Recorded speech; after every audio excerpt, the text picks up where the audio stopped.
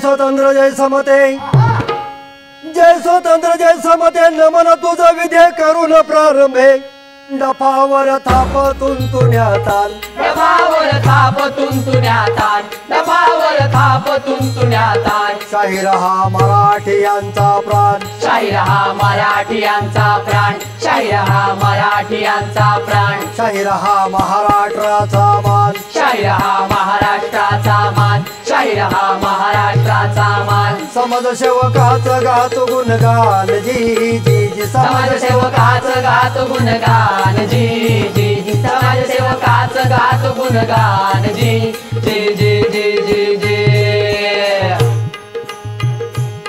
ज्योती फुल्यांचा पोवाडा बळीराजानं ऐकावा, ज्योती फुल्यांचा पोवाडा बळीराजानं ऐकावा.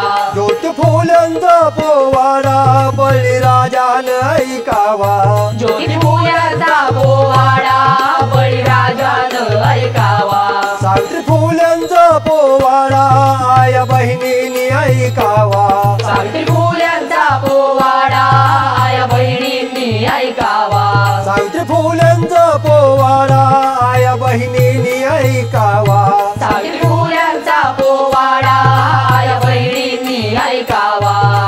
उधळू नये फुलेच नुसती त्यांच्या पुतळ्यावरी, उधळू नये फुलेच नुसती त्यांच्या पुतळ्यावरी. स्मृती जागवून ज्योतिबांची जाण ठेवा मनी, स्मृती जागवून ज्योतिबांची जाण ठेवा मनी. ओ तुम्ही जाण ठेवा मनी, ओ तुम्ही जाण ठेवा मनी, ओ तुम्ही जाण ठेवा मनी. नमस्कार नमस्कार नमस्कार. तर मंडळी, हे रुडारतानं नाटक नाही बरं का. हो, आणि पूजा तर अजिबात नाही. अहो, तुमच्या आमच्या या जमान्यात पुन्हा एकदा महात्मा ज्योतिबा फुल्यांसारख्या महापुरुषाकडं वळून बघावं असं मनात आलं. त्यांच्या कर्तृत्वाकडं आणि विचारांकडेही वळून बघावं असंही आम्हा सर्वांच्याच मनात आलं. तेव्हा हे नाटक नव्हे, सत्यशोधकी जलसा म्हणा ना. अहो, ज्योतिबांना जाऊन 100 वर्ष झाली म्हणून लिहिलेला, त्यांचं चरित्र सांगणारा ज्योतिबांचं चरित्र. पण ते पुरतं नाही बरं का. अहो, या निमित्तानं त्या माणसाच्या आणि सावित्रीबाईंच्या अंतःकरणात डोकावून पाहणारा सत्यशोधकी जलसा. हा, आता तुम्ही विचाराल सत्यशोधकी जलसा म्हणजे काय. तर आधीच सांगतो, ज्योतिबांनी स्थापलेल्या सत्यशोधक समाजानं, ज्योतिबांनी स्थापलेल्या सत्यशोधक समाजानं आपल्या विचारांचा प्रचार करण्यासाठी, आपल्या विचारांचा प्रचार करण्यासाठी नाटकाचा घाट वापरून निर्माण केलेला प्रकार, नाटकाचा घाट वापरून निर्माण केलेला प्रकार म्हणजेच सत्यशोधकी जलसा. आता तुम्ही विचाराल, हे कोण ज्योतिबा. अहो, महाराष्ट्रात भारतात देव देवळं काय कमी आहेत का. तर प्रत्येक फुटावर इंचावर देव देवळं आहेतच की. आणि चालल्या दिवस रात्र धूप आरत्या, जोर जोरात प्रार्थना. हो, थांबा थांबा थांबा थांबा थांबा थांबा. हा असा नुसता गोंधळ आहे बघा. बरं, ह्या गोंधळाचा फायदा नेमका होतो कुणाला. तर आपापल्या पोळीवर तूप ओढून घेणाऱ्या प्रत्येक धर्माच्या ब्राह्मणांना. अगदी खरे. तेव्हा आणखी एक देवता भजायची हा या जलशाचा हेतू नाही बरं. हा या जलशाचा हेतू मुळीच नाही. तर आपल्या इतिहासाकडं डोळसपणे पाहण्याचा आमचा हा प्रयत्न आहे. ज्योतिराव फुले हा अलौकिक पुरुष पुणे शहरी 1827 साली जन्मास आला. शूद्र, अतिशूद्र आणि स्त्रिया यांच्या नावे आवाज उठवणारा, चळवळ बांधणारा, आपल्या आधुनिक इतिहासातील पहिला पुरुष. अहो, आपल्या देशात शूद्र अतिशूद्र मुलींसाठी पहिली शाळा उभारण्याचं श्रेय त्यांच्याकडेच जातं. आणि पहिली शूद्र शिक्षिका होण्याचं श्रेय त्यांची पत्नी सावित्रीबाईंकडे जातं. हा, तर त्यांची ही कहाणी त्यांच्या गौरी शंकरा एवढ्या कामाचं टेकडी वजा दर्शन घडवणारा हा आधुनिक सत्यशोधकी जलसा. कथा ज्योतिबांची सुरुवात करतो, कथा सावित्रीची सुरुवात करतो. ऐकून माणसातला माणूस जागा होतो, ऐकून माणसातला माणूस जागा होतो. ऐकून माणसातला माणूस जागा होतो, ऐकून माणसातला माणूस जागा होतो, ऐकून माणसातला माणूस जागा होतो. जाती अंधकारा, जाती अंधकारा, नाही शूद्रा थारा, नाही शूद्रा थारा, घुमला साक्षर वारा, घुमला साक्षर वारा, समतेचा नारा. समतेचा नारा. कथा ऐकून माणूस जागा होतो, कथा ऐकून माणूस जागा होतो. कथा ज्योतिबांची सुरुवात करतो, कथा ज्योतिबांची सुरुवात करतो. कथा ज्योतिबाची सुरुवात करतो, कथा ज्योतिबाची सुरुवात करतो, कथा ज्योतिबाची सुरुवात करतो.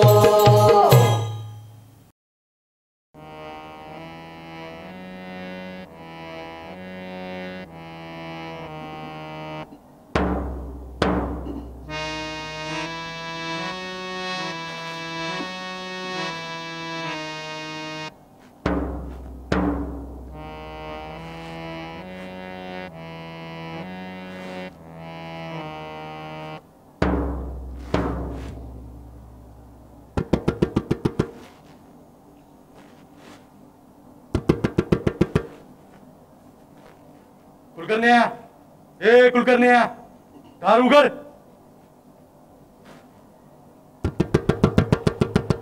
अरे आलो आलो आलो आलो रांडीच्यांनो, दरवाजा फोडाल कड्या वाजून वाजून आलो. आता कोण शिंदळीचा उगवलाय? काही काळ वेळ असावा की नाही? चांडाळांनी आम्हाला पोरं बाळ होऊ द्यायची नाहीत असंच ठरवलेलं दिसतंय. अरे अरे अरे अरे, कोण भोसडीचा? कोण? गोऱ्या रांडेच्या? अरे ही काय यायची वेळ झाली? ओ पैसा घेऊन आलायस वाटतं. अरे पण मग एवढी घाई कशापाई म्हणतो मी? सकाळी उगवला असतास तरी चालले असते हो. मी काही कुठे जात नव्हतो. माझी आधी जमीन मोकळी करा, मग पैशाचं बघू. शिंच्या तुला कधी कळायचं रे?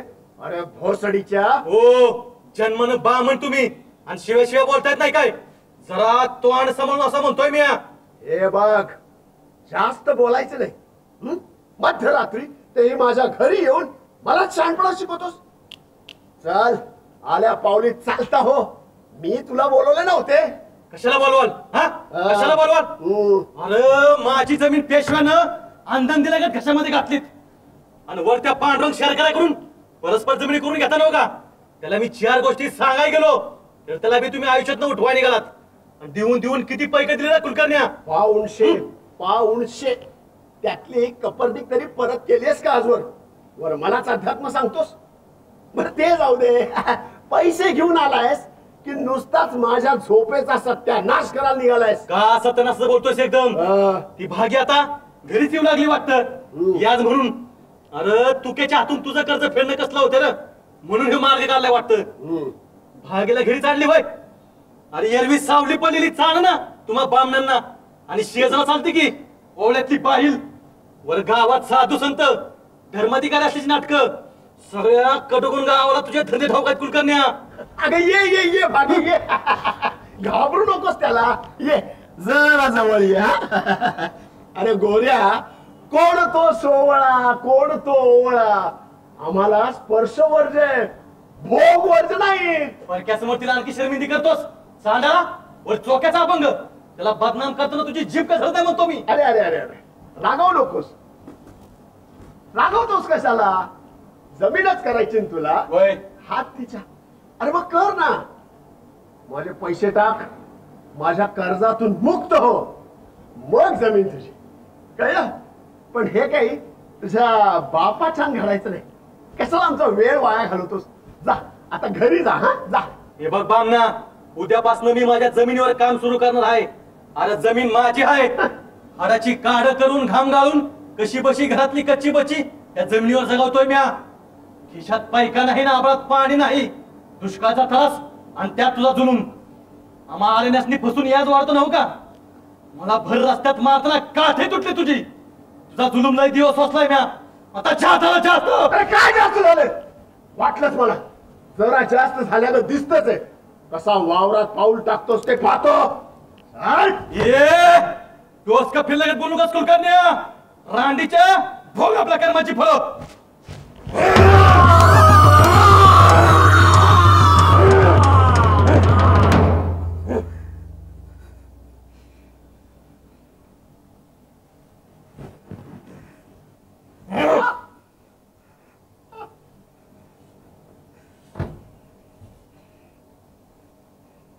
चला एका राक्षसाला निजावलं आज.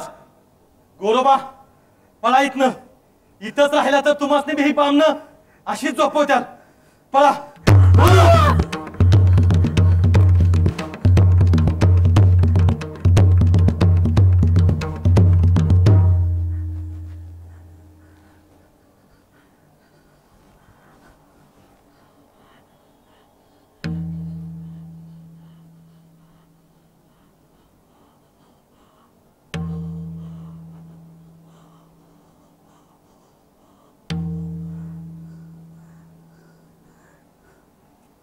अति रेणाकातून सुटलो आहे मी. पळाला पळाला गोरे पळाला सुड घेऊन गोरे पळाला. पळाला पळाला गोरे पळाला सूड घेऊन गोरे पळाला. पळाला पळाला गोरे पळाला सुड घेऊन गोरे पळाला. पळाला पळाला गोरे पळाला सूड घेऊन गोरे पळाला. जुलमाचा त्यानं काटा करायला हिशोब सारा चुकता केला. जुलमाचा त्यानं काटा करायला हिशोब सारा चुकता केला. पळाला पळाला गोरे पळाला सूड घेऊन गोरे पळाला. पळाला पळाला गोरे पळाला सूड घेऊन गोरे पळाला. पळाला पळाला गोरे पळाला सूड घेऊन गोरे पळाला. तर मंडळी हा गोरे सातारा जिल्ह्यातील खटाव तालुक्यातील कडगुण गावचा. अहो त्यानं कुलकर्ण्याचा खून करून कडगुणाहून पळ काढला. त्यानंतर त्यांनी पुणे जिल्ह्यातल्या पुरंदर तालुक्यातलं खानवडी गाव गाठलं आणि तिथंच स्थायिक झाले. अहो पेशवाईतील एकूण परिस्थिती कायद्याची आणि व्यवस्थेची इतकी ढासळली होती की कडगुणच्या कुलकर्णाच्या खुनाचा कोणाला पत्ताच लागला नाही. शेटीबा गोरे हा या कडगुणच्या गोऱ्यांचा मुलगा. शेटीबा गोरे हे गृहस्थ पुण्यास आले. त्यांना 3 मुलं झाली, रानोजी, गोविंदा आणि कृष्णा. ते फुलमाळ्याचा धंदा करू लागले. पेशव्यांना फुलं पुरविणे. आता पेशवे किती रंगेल होते हे तर तुम्हाला ठाऊकच आहे. होनाजी बाळाच्या 2 ओळीचा ऐकवतो ना. आय जसा रंग श्रीरंग खेळले, जसा रंग श्रीरंग खेळले वृंदावनी द्वापारात. जसा रंग श्रीरंग खेळले वृंदावनी द्वापारात. जसा रंग श्रीरंग खेळले वृंदावनी द्वापारात. जसा रंग श्रीरंग खेळले वृंदावनी द्वापारात. तसा रंग श्रीमंत खेळले कलियुगी अतिभरात. तसा रंग श्रीमंत खेळले कलियुगी अतिभरात. तसा रंग श्रीमंत खेळले कलियुगी अतिबहरात. तसा रंग श्रीमंत खेळले कलियुगी अतिबहरात. कलियुगी अतिबहरात. कलियुगी अतिबहरात. कलियुगी अतिबहरात. हा. तर अशी ही पेशवाई आणि अशी त्यांची श्रीमंती. अहो या पेशव्यांना लागायची फुलं, फुलांच्या गाद्या आणि फुलांच्या उशाही. हे सगळं शेटीबा गोरे पुरवू लागले. म्हणून खुश होऊन पेशव्यांनी त्यांना 35 एकर जमीन इनाम म्हणून दिली. तेव्हापासून त्यांचं गोरे हे आडनाव गेले आणि फुले हे नाव झाले. या शेटीबा गोऱ्यांचा मुलगा म्हणजे गोविंदराव. गोविंदराव हे ज्योतिबांचे वडील. उत्तर पेशवाईतील ब्राह्मण राजवटीचा ऱ्हास त्यांनी अगदी जवळून पाहिला होता. पेशवाई 1818 मध्ये कोसळली आणि त्यानंतर 9 वर्षांनी म्हणजे 1827 साली ज्योतिबांचा जन्म झाला. अहो ब्राह्मणशाही सरली होती, पण ब्राह्मणी अहंकार अजूनही मोडून पडला नव्हता. राष्ट्राचा आणि राष्ट्रवादाचा पुरस्कार करणाऱ्या ब्राह्मणांना अजून आपलं राष्ट्र खऱ्या अर्थानं एक झालेलंच नाही याची कल्पनाच आलेली नव्हती. अहो त्यांच्या लेखी तर काही बदललेलंच नव्हतं. त्या काळी गोविंदराव दुकान चालवित असत आणि ज्योतिबा शाळेत जात. पण एके दिवशी दुकानातल्या एका ब्राह्मण कारकुनाच्या सल्ल्यावरून त्यांनी ज्योतिबाची शाळाच बंद करून टाकली. पण ज्योतिबांचं सुदैव असं की गोविंदरावांचे शेजारी मुन्शी गफार बेग आणि लिजिट साहेब यांच्या शिफारशीवरून ज्योतिबा परत शाळेत जाऊ लागले. पण ज्योतिबांच्या पहिल्या आठवणी या ब्राह्मणी अहंकाराच्याच होत्या. अहो शूद्र असणं म्हणजे काय विटंबना असते याचा त्यांना पुन्हा पुन्हा प्रत्यय यायचा होता. जसा हा प्रसंग.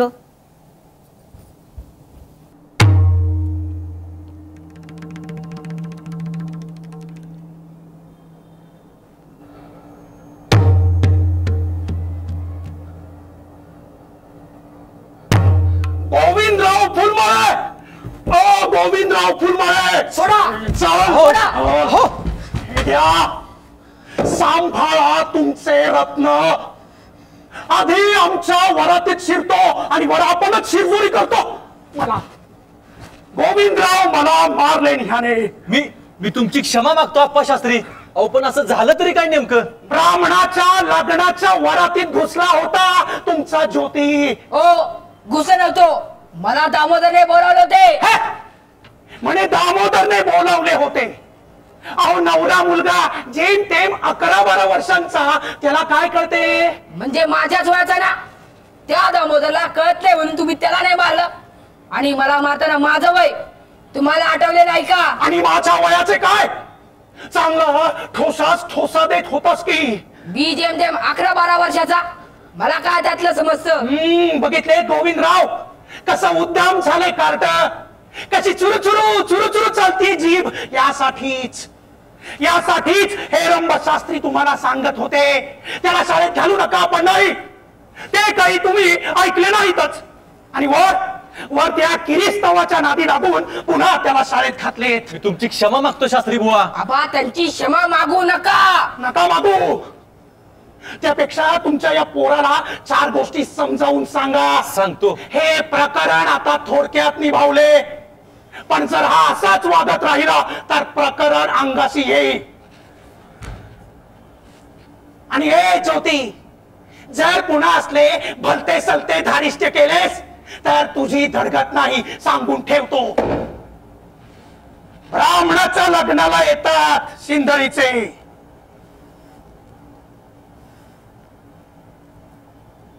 ज्योतिबा, अरे ही कसली भलती भांडणं आणतोस बाबा तू? आपली माळ्याची जातीच्या मर्यादा सोडू नयेत. कसल्या मर्यादा? कोणत्या मर्यादा? आणि कुणी ठरवलं त्या मर्यादा? आबा भलते मी मारायचो नाही. मी हिंदू, ते हिंदू, मग एका हिंदूला दुसऱ्या हिंदूच्या लग्नाला जाता नाही. जगाच्या पाठीवर कुठला धर्म नसेल, अशी व्यवस्था नसेल. ज्योतिबा, मला वाद घालता येत नाही. आपल्या वाड वडिलांनी घालून दिलेली रीत मोडू नये एवढं मला कळतं बघ. चल. आबा नाही. आबा नाही. कसं?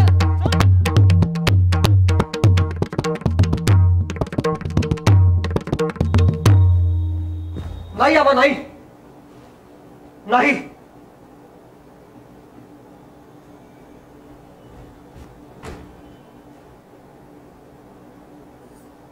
वाडवडिलांनी घालून दिलेली रीत मोडायची सवय करायला हवी. धर्मानं घालून दिलेली रीत मोडायची सवय करायला हवी. अरे कोणत्याही धर्माचा ग्रंथ किंवा नियम देवदत्त नसतात, माणसानं ते केलेले असतात. हे जेव्हा आपल्या लोकांना कळलं तेव्हा हा देश मोठा व्हायचा, नवं युग यायचं.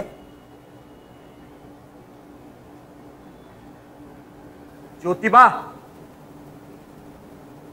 लोकांना खऱ्या अर्थानं ज्ञानी करणं हे तुझं काम.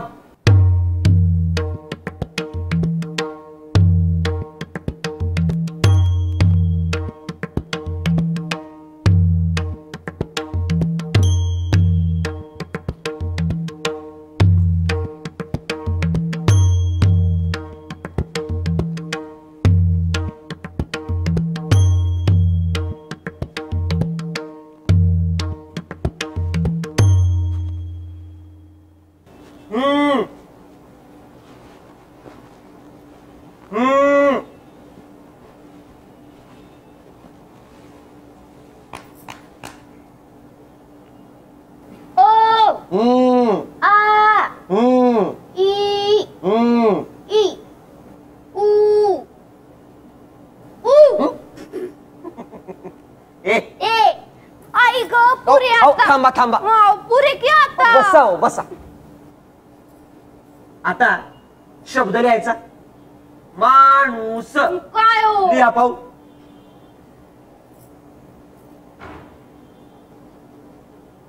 सावित्री काय ग, काय शोधतेस? तुम्ही सांगितलं तो शब्द माणूस माणूस शोधतेस भटा ब्राह्मणाच्या पुस्तकात? हे ठेवून मी सांगतो ली. मग नीट लक्ष द्यायचंय बरं. आळस झाडून शिकायचंय. मला कंटाळा आलाय. कंटाळा असा कसा येतो ग कंटाळा? हा? आणि कंटाळा येऊन चालेल काय? अहो, सारखं त्या तेच ते. कृष्णशास्त्री चिपळूणकरांनी त्यांच्या बायकोला इंग्रजी वाचायला सुद्धा शिकवलंय बरं. अगं बाळबोध आहे हे. यात काय अवघड आहे? हे विचारू काय मी आज शिकलंच पाहिजे असं काय हाय का? हो बायकांनी लिवायचं वाचायचं नसतं असं आबा मला काल परवा सांगत होते. तरीच इतकी तक्रार चालली.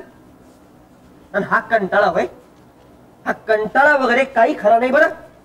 ही खरी भीती आहे, भीती. भीती कोणती ग बाय कुणाची? धर्माची, खोट्या धर्माची. पाप लागेल का काय, आपण अशुद्ध होऊ का काय, ह्याची भीती होय ना. काय हो? तुम्हाला नाही वाटत भ्या? माझ्या डोसक्यात न तो पापाचे विचार दूर जातच नाही. हा बाई परवा पापाची कहाणी सांगत होते. सावित्री आता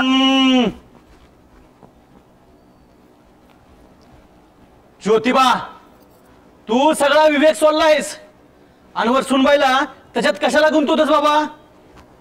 तुम्हाला खरं सांगू आबा, मी एक शाळा काढायचं ठरवलंय.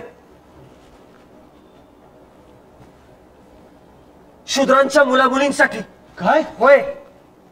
आणि तुमच्या सुनबाईंना मी फक्त लिहा वाचायला शिकवत नाहीये, मी त्यांना त्या शाळेत शिकवायला लावणार आहे.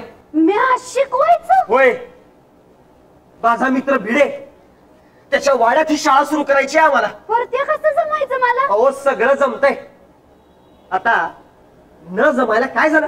हा? अरे अरे अरे अरे अरे ज्योतिबा हे कसलं या डोसक्यात घेतले बाबा तो. हा शूद्रांच्या मुला मुलींची शाळा काढणारच काय, त्यात सुनबाला शिकवायला लावणारच काय. अरे बाबा सगळा अनर्थ होईल, अनर्थ एकदम सत्यानाश. ज्योतिबा हे डोसक्यातलं यार काढून टाक बाबा. वेड वय वेड मला नाही आबा, ब्राह्मण पंतोजींना लागलंय वेड. आणि त्यामुळे शूद्रांना शिक्षण मिळेल झालंय. ब्राह्मण पंतोजी, आता त्या ब्राह्मण पंतोजींच्या का माग मी लागलाय? नाही लागलो आबा, अहो ते लागलेत. समस्त शूद्रांच्या पाठीशी लागलेत ब्राह्मण पंतोजी. अहो सगळा हिंदू समाज हा जाती भेदानं नासवायचा, अज्ञानाच्या अंधकारात ठेवायचा इरादा आहे त्यांचा. आणि मला तो इरादा मोडून काढायचा आहे. जातीविहीन समाज उभा करीन मी. असा समाज जो परधर्माची निंदा करणार नाही, जातीवाचक लहान मोठे पण मानणार नाही. ज्याचा मान त्याचे हल,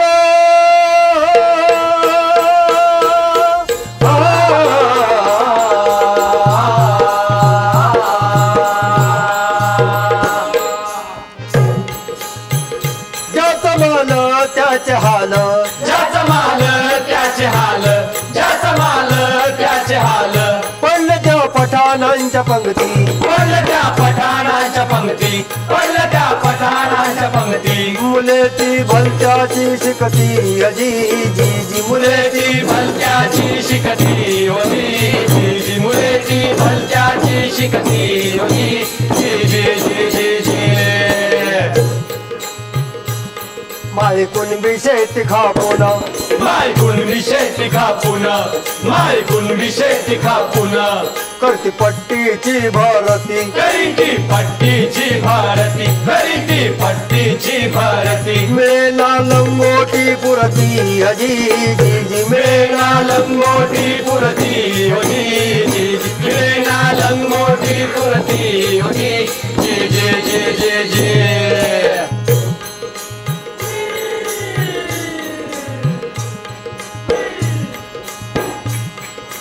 लहानची टोकली ती पोरं, लहानची टोकली ती पोरं, लहानची टोकली ती पोरं, करती ढोरांच्या वळती, करीती ढोरांच्या वळती, करीती ढोरांच्या वळती. जोड नाही पावले ती पोळती, हजी जी जी जोड नाही पावले ती पोळती होती, जोड नाही पावले ती पोळती होती. जे जे जे जे जे महाआरीच्या साऱ्या पोरा, महाआरीच्या साऱ्या पोरा, महाआरीच्या साऱ्या पोरा, महाआरीच्या साऱ्या पोरा म्हणजे महाराच्या पोरा. महाआरीच्या साऱ्या पोरा, महाआरीच्या साऱ्या पोरा, शिकविणे विटाळ मानिती, शिकविणे विठाळ मानते, शिकविणे विठाळ मानते. इंग्रजाशे हँड करती अजी जी जी, इंग्रजाशे हँड करती होती, इंग्रजाशे हँड करती होती, इंग्रजाशे हँड करती होती. जे जे जे जे जे चला आज आकडे लिहूयात. हा सुरू करा. 1 1 2 भिड्यांचा वाडा हाच ना हो कुणी हाय का नाही इथं? हवा फुल्यांची शाळा इथंच आहे ना? जी जी जी भिड्यांचा वाडा हाच आहे आणि फुल्यांची शाळा पण इथंच आहे. आपण कोण? म्या म्या गोपाळ रामुशी. नमस्कार. नमस्कार. काय काम काढले गोपाळ भाऊ?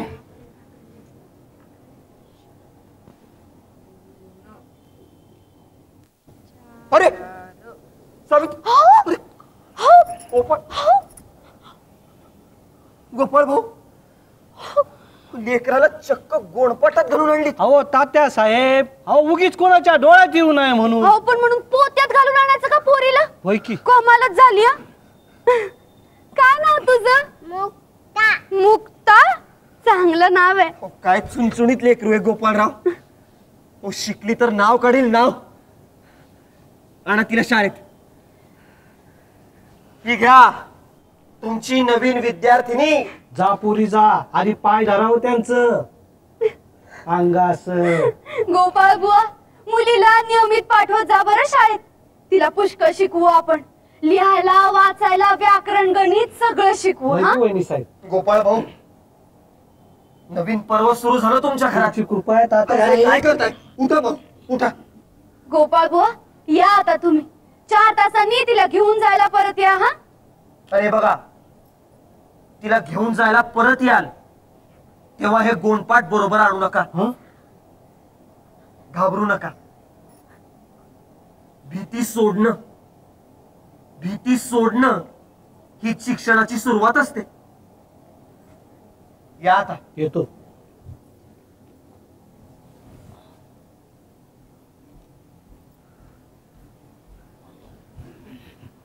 मुक्ता स्त्रियांच्या मुक्ततेचा पहिला हुंकार. भिडेवाडा केला मोकळा,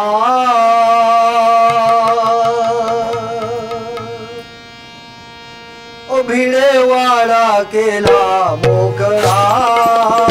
चला शाळेत जाऊ चला, चला शाळेत जाऊ चला, चला शाळेत जाऊ चला. भिडेवाडा गेला मोकळा, भिडेवाडा गेला मोकळा. चला शाळेत जाऊ चला, चला शाळेत जाऊ चला, चला शाळेत जाऊ चला. अक्षराचा लागला लळा, ज्ञानाचा मार्ग झाला खुला, ज्ञानाचा मार्ग झाला खुला, ज्ञानाचा मार्ग झाला खुला.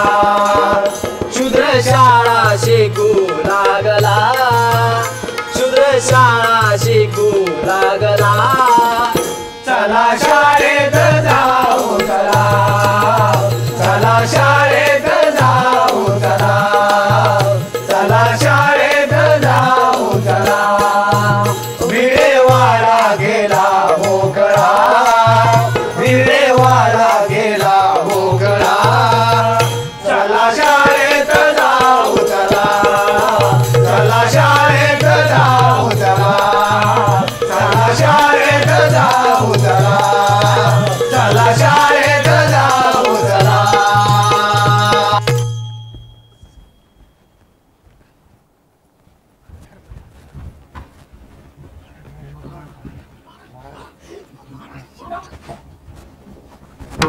ए माळेन, भिडे वाडा मोकळा केला म्हणे चांडाळेन.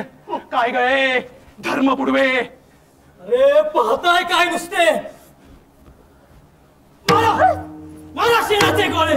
अरे मुलींची शाळा काढायला निघाली चांडाळी. हो शास्त्री बुवा, नुसतेच काय शेणाचे गोळे हाणताय तिला, त्यापेक्षा तिला म्हणावं प्रत्यक्षात शेण खा थोडं. आणि काय ग बाई, एका नवऱ्याने भागत नाही वाटत. पेठ जिंदा लागले असते. अरे बोलताय काय, मारा तिला. शिकवणार बहिष्कार.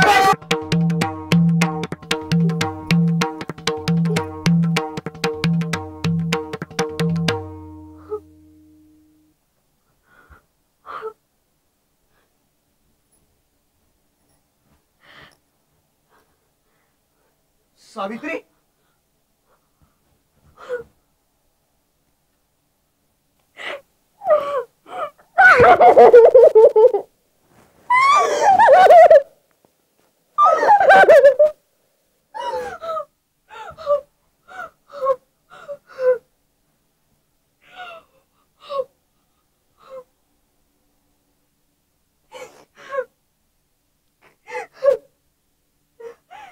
वाटेल तेवढं बोला, वाटेल तेवढं मारा, पण हे व्रत आता सुटणार नाही. कोणत्याही जाती जमातीला आणि स्त्रियांना शिक्षण नाकारणारी व्यवस्था आता मी मानणार नाही. ज्योतिबा फुले, तुमची पत्नी सावित्री तुमच्या फौजेतील शिलेदार झाली. तुमची लढाई आता तिचीही लढाई झाली.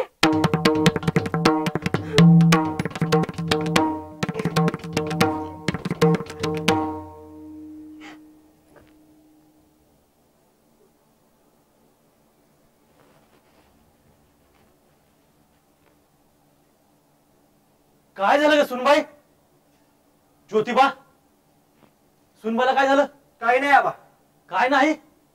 मग तिचं असं लुगडं घाण बरबटलेलं कसं? आबा मॅम, शाळेतून येताना काही जणांनी तिच्या अंगावर शेण फेकलं. वाटलंच मला, आज ना उद्या हे व्हायचंच होतं. आणि तुम्ही ते सगळे कशा पायी आलात? नमस्कार आबा. नमस्कार. मी गोवंडे, ज्योतिरावांचा मित्र. आबा, वहिनींच्या बाबतीत घडलेला हा प्रकार कानावर पडला म्हणून आम्ही सगळे गडबडीने येत आलो. आम्ही सगळे जन्मानं ब्राह्मण असलो तरी ही लढाई आमची आहे. वहिनींच्या अंगावर शेण फेकणाऱ्या सवर्णांचा आता मीही निषेध करणार आहे. काय वाटेल ते भोगावे लागले तरी चालेल. मी थत्ते, चित्पावन ब्राह्मण आहे मी. सवर्णांनी ब्राह्मणांनी वहिनींच्या अंगावर शेण फेकले, त्या पापाचे मला परिमार्जन करायला हवे. आता माझे उरलेले आयुष्य ज्योतिबा आणि वहिनींनी सुरू केलेल्या होमात जाळायचे, अशी माझी प्रतिज्ञा आहे. नमस्कार आबा, मी चित्पावन ब्राह्मणच आहे. भिडे, तात्यासाहेबांनी आणि आम्ही मिळून सुरू केलेली शाळा माझ्याच वाड्यात भरते. आता ती कोण थांबवतो तेच पाहतो. तात्यासाहेब, आजपासून आम्ही वहिनींचे देणेकरी झालो. मित्रांनो, मी तुमचा ऋणी आहे. पण वर्ण जातींविरुद्धची ही लढाई निव्वळ एक जात दुसऱ्या जाती विरुद्ध उभी करून आपल्याला नाही लढता यायची. तसं झालं तर महाराष्ट्रातलं नव्या विचारांचं वारं शांत होईल आणि आपल्याला ते घडू द्यायचं नाही. आपण सर्वांनी एकत्र राहायला हवं. होय, काय हा अनर्थ लावला तुम्ही लोकांनी. आणि तुम्हीही या ज्योतिबाच्या नादी लागून आपला विवेक हरून बसलाय वाटतं. ज्योतिबा, तुला हजारदा सांगितलंय की आपल्या रूढींची अशी बिनदिक्कत पायमल्ली करू नये, पण नाही, आपलं काय चुकतंय तुला असं वाटतच नाही. चुकायचंही काय त्याच्यात आबा? आबा, माझं भांडण हे ब्राह्मण जातीशी नाही. अहो, हिंदूंमधल्या सर्व जाती सुशिक्षित व्हाव्यात, त्या आधुनिक व्हाव्यात, एवढ्यासाठी हे जागरण आहे. अहो, परवा ते गोपाळ बुवा रामोशी आपल्या पोरीला शाळेत जाताना कुणी पाहिल या भीतीनं गोडपाटात घालून घेऊन आले होते. शूद्राती शूद्रांच्या मनातली ही खोट्या धर्माची भीती नाहीशी व्हावी म्हणून हा उपक्रम आहे. तात्यासाहेब, हे तुम्ही काय चालवलंय? तुमच्या पायी माझ्या बहिणीवर, सावित्रीवर शेणाचं गोळं फेकलं गेलं अहो कशाबाई तुम्ही पुण्यात राहून ब्राह्मणांशी वैर काढले, ते महार मानांना शिकवण्यासाठी? काय म्हणावं तरी काय तुमच्या समजुतीला? महार मागात बेलाशक मिसळता तुम्ही, त्यांना त्यांच्या पायरीचा इसर पडला म्हणून तुम्हाला उचित करणं झालं की काय? चांगलंय भाऊसाहेब, पाहिलीत का आपल्या समाजाची गंमत? आबा वरचे रेटत असले मारत असले तरी आपल्या खाली कोणीतरी आहे याचं लोकांना समाधान. भाऊसाहेब, त्यामुळंच वर्ण जातीच्या शापातून आपल्या समाजाची मुक्ती झालेली नाही. तात्यासाहेब, तुम्ही ताईनी जे काही चालवलंय ते काही खरं नाही बघा. अहो उगीच नाही भट ब्राह्मणांनी तुमच्यावर बहिष्कार टाकायचं ठरवलं, ते बरोबरच आहे. ते काय बहिष्कार? होय आबासाहेब, बहिष्कार. तात्याला आवरा नाही तर बहिष्कार आठवडे. भाऊ भलते बोलू नकोस. अरे लोकांनी बहिष्कार घातला तर घालू दे, पण अशा वेळी मदत करायची असते ते सोडून भलताच सल्ला देतो. शाबास सावित्री,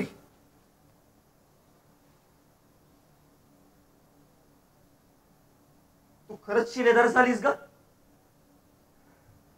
आता मला कशाची कोणाचीही भीती नाही. म्हणजे हे शाळेचं प्रकरण थांबविण्याचा तुझा इरादा नाही वाटत?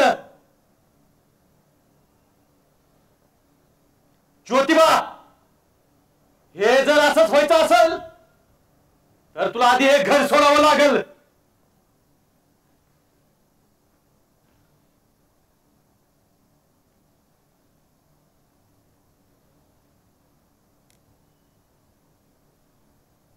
ठीक आहे,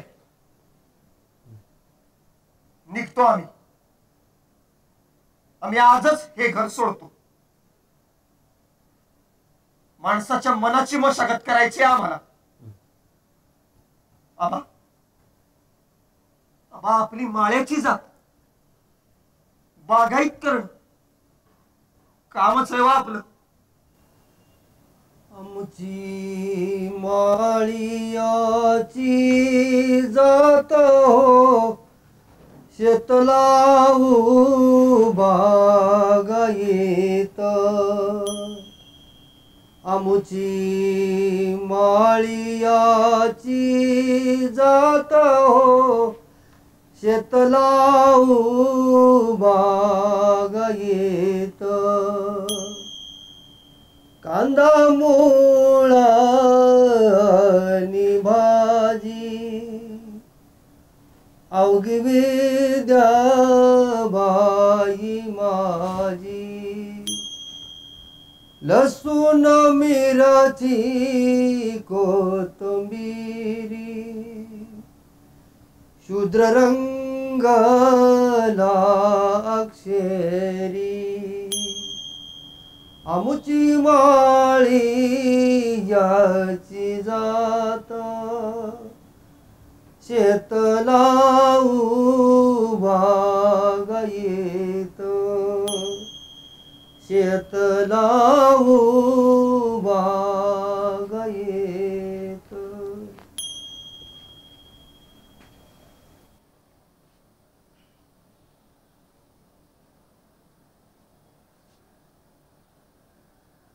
बरं आबा, निघतो आम्ही.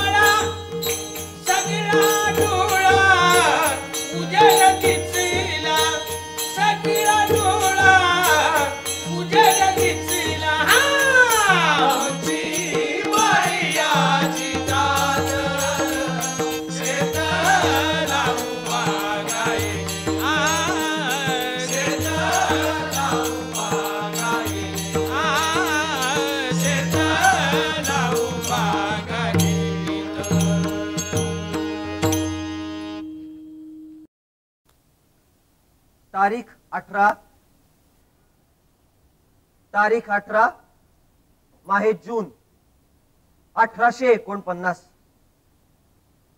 जुनागंज. माननीय श्री मेजर कॅन्डी साहेब यांस सदरहू पत्र हे पुण्यात 3 शाळा सुरू करण्याबाबत अर्ज म्हणून दाखल करीत आहोत.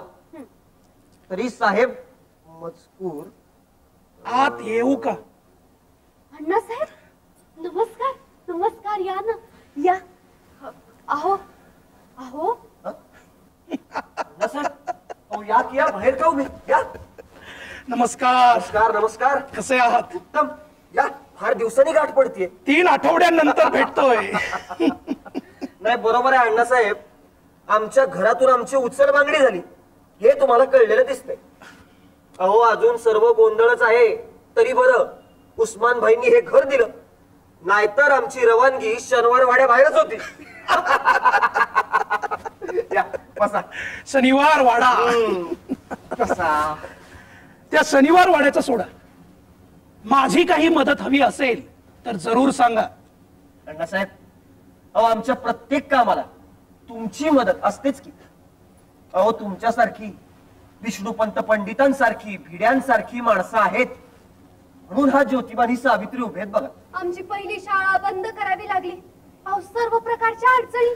आम्ही दोघं बेघर झालो तशी आमची शाळाही बेघर झाली बघा. हा पण अण्णासाहेब आता तुमच्या साह्यानं सर्व तडीच जाणार आहे. होय. अहो येत्या 4 वर्षात 4 नवीन शाळा सुरू होत आहेत.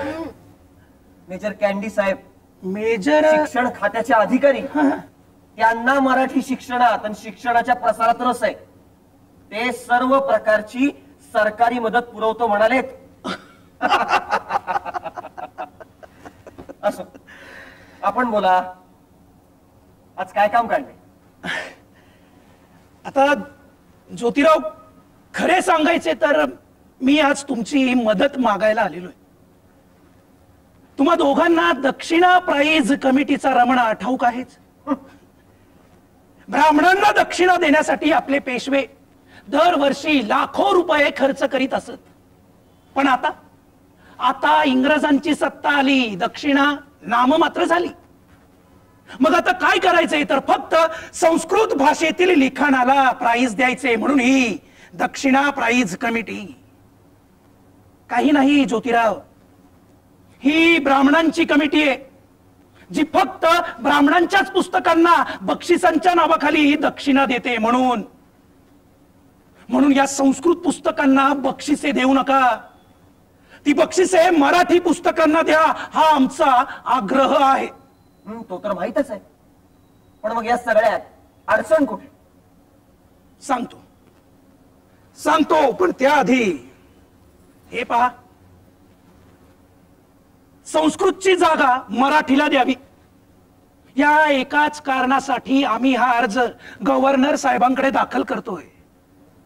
लोकहितवादी गोपाळ हरी देशमुख यांनी लिहिलेल्या या अर्जावर विष्णुपंत पंडित, विष्णुपंत भिडे अशा अनेकांच्या सह्या आम्ही घेतलेल्या आहेत. पण वहिनी, आता आमच्या या अर्जाला आपल्या पुण्यातील भटब्राह्मणांचा एवढा विरोध आहे की ज्योतिराव त्यांनी आमच्यावर ग्रामण्य रचले आहे. इतकेच नाही, आम्हाला जातीतून बहिष्कृत करायची धमकी त्यांनी दिलेली आहे. आता उद्या त्या जातीच्या पंचांपुढे आम्हाला जायचं आहे. तिथे हा अर्ज करणारे आम्हा सर्वांची मानगूट पकडली जाणार आहे, मानगूट ठरली जाणार आहे. नाही ज्योतिराव, आता यातून वाचण्याचा एकच उपाय मला दिसतो. काय आहे की आमचे हे भटब्राह्मण फक्त तुम्हालाच घाबरतात. त्यामुळे तुम्ही जर या अर्जाच्या पाठीशी असाल तर या अर्जाची दहशत निर्माण होईल. ही मंडळी अशी सरळ मार्गावर येतील म्हणून हा अर्ज तुम्ही अर्थात ज्योतिराव गोविंदराव फुले यांनी लिहिला आहे अशी सही या अर्जावर करा. ज्योतिराव असं म्हणता?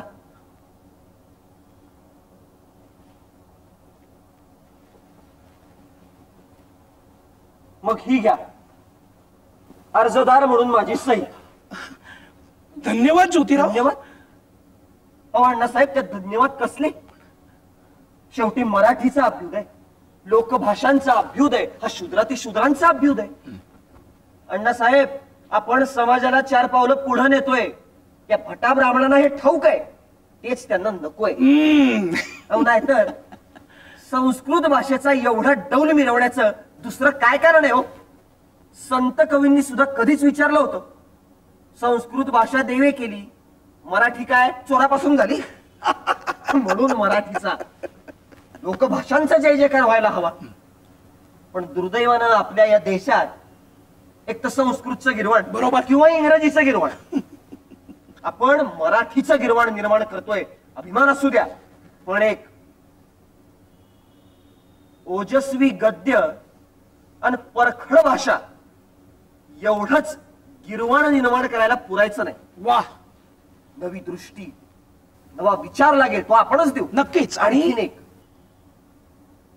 उद्या जातीच्या पंचांपुढे जाताना संरक्षणाची चिंता करू नका. लहुजी मांगाच्या आखाड्यातले 100-125 पैलवान मोर्चात असतील.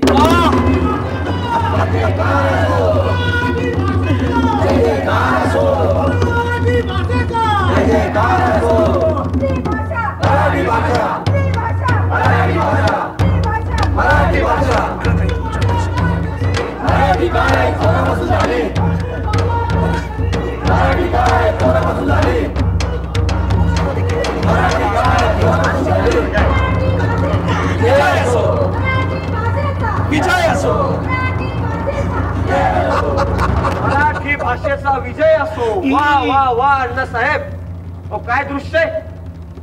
सुधारणावादी ब्राह्मणांची मिरवणूक आणि दिमतीला 200 महार मांग आखाड्यातले गडी.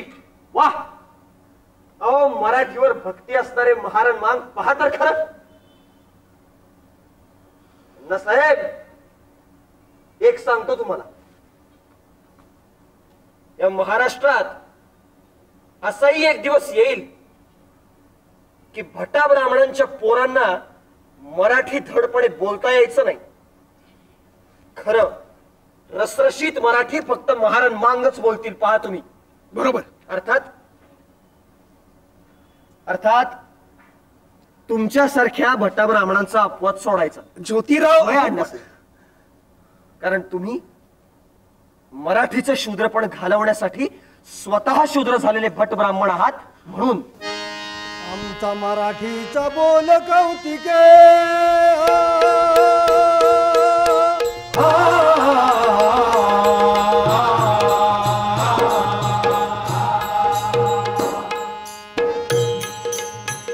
आमचा मराठीचा बोल कौतिके,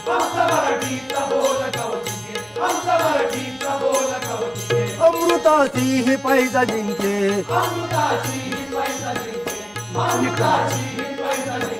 आमचा क्रांतीचा बोल कौतिके, जाती हा लाल गिळून टाके हजी जी, जाती हा लाल गिळून टाके, जाती हा लाल गिळून टाके, जाती हा लाल गिळून टाके.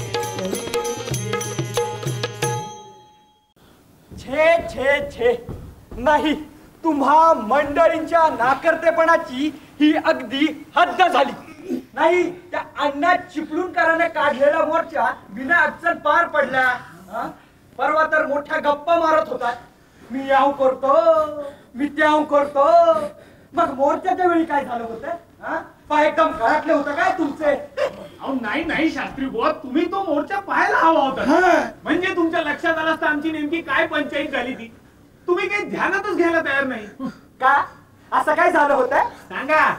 अहो, त्या ज्योती फुल्यानं लहुजी मांगाच्या आखाड्यातले 100-125 पैलवान मोर्चा बरोबर दिले होते. ते लाथा आणि दांडपट्टे घेऊन आले होते. मराठी काय चोरापासून झाली असं मी नाही, ते म्हणत होते.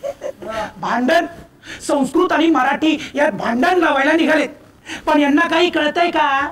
जर आपली संस्कृत भाषाच वाढली नाही तरी मराठी कुठून वाढणार? खरंय तुझं.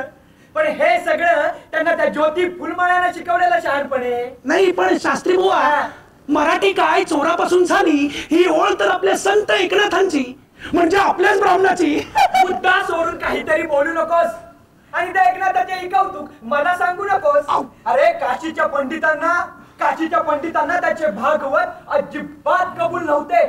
त्या एकनाथाचं जाऊ द्या, या ज्योती फुलमाळ्याचा काही एक बंदोबस्त करायला हवा. हो ना, आता तर जुन्या गंधात आणखीन एक शाळा सुरू केली आहे म्हणे. अहो काय बोलता? हो, आणि तो विष्णुपंत थत्ते तिथं शिकवायला राजी झालाय. अहो राजी नव्हे नुसता शिकविणे सुरू झाले महाराजा. काय सांगता? आहात कुठे तुम्ही?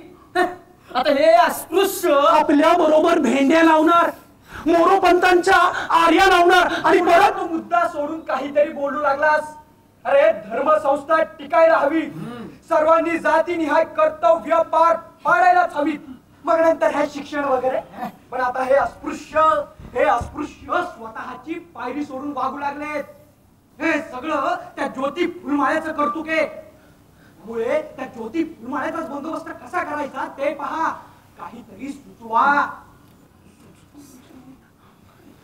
सुचले. बंदोबस्त करायचा म्हणजे पुरता कायमचाच करायला हवा. ठरले. उत्तम सूचना आहे तुमची. मी पैशांचा बंदोबस्त करतो, तुम्ही आजच रामोशांना गाठा. ठरले काय म्हणता? त्या ज्योतिबाला जीवे मारायचं म्हणतं की काय? नाही, धर्माच्या नावाखाली धर्माला शुद्ध ठेवायचा म्हणून माणसे मारायचा फतवा काढता की काय? नाही, हे कुठल्याही शास्त्रात बसत नाही. हे धर्माच्या विरुद्ध. तोंडावर आणि तुला पटत नसेल तर चालू लाग. हा मी चार यातला एक शब्दही कुणापाशी बोललास तर बघ, तुझाही बंदोबस्त करायला आम्ही कमी नाही करणार. चाल तुम्ही लागा कामाला. चल रे.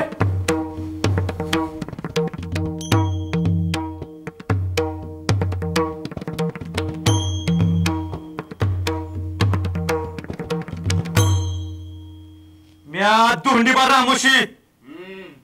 म्या धोंडीबा नामदेव कुंभार. ज्योतिबा आणि त्याची बायको हे काम आजच्या आजच व्हायला हवं, अगदी बिन बोबाट.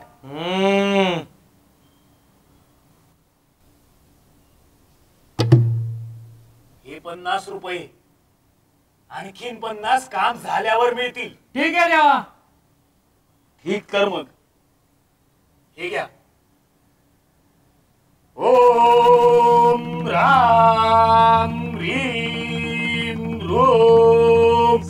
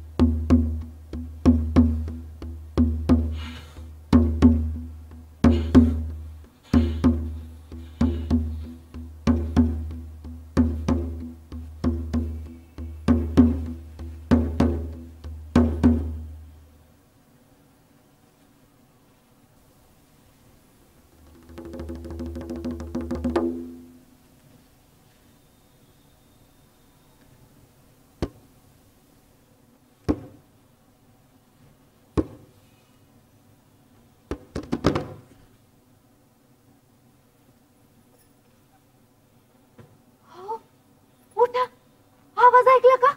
हो, कोणतरी हाय वाटतं.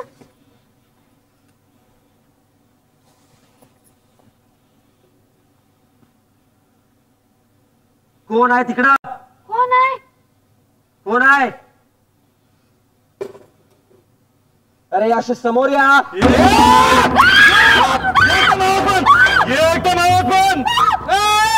चुप थोबाडून आवाज आला तरी मुंडका पडेल. हे पहा, हे सारं मान्य. तुम्ही आम्हाला जरूर मारा, पण तुम्ही आहात कोण आणि आमचे मुडदे पाडायला का आलात हे तरी सांगा. तुमचा निकाल लावण्याकरता आलो आम्ही. अरे हो, पण बाबा का, काय गुन्हा घडला आमच्या हातून हे तरी सांगा. ते ठावलं आम्हाला. धोंड्या बघतोस काय, छान मुंडका.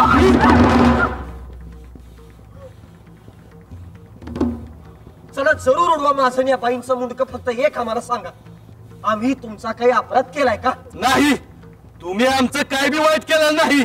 त्या बामणाने तुमचा निकाल लावण्याकरता आम्हाला धरलंय. अरे ते तर तुम्ही आलात तेव्हाच जाणलं होतं. आता मला अजून एक सांगा की हे कृत्य करून तुम्हाला काय फायदा आहे?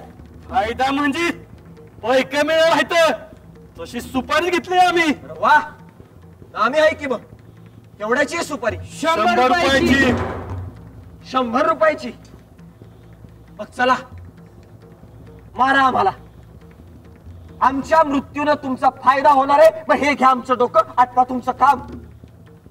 अरे ज्या गोरगरीब जनतेची सेवा करण्यात मी आणि सावित्रीनं धन्यता मानली, त्यांनीच आमच्या गळ्यावरून सुरी फिरवावी आमचं सद्भाग्य आहे. आणि 100 रुपयाने एका अतिशूद्राचं कल्याण होणार असेल तर आम्ही मरायला तयार आहोत. चला बाजूला हात.